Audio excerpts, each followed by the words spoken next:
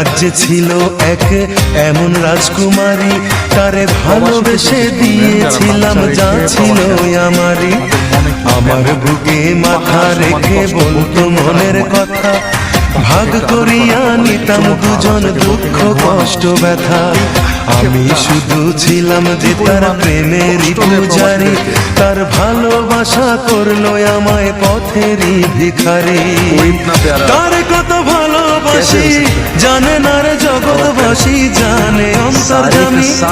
যখন তোমার কেউ ছিল না তখন ছিলাম আমি, এখন তোমার সব হয়েছে পর হয়েছি আমি।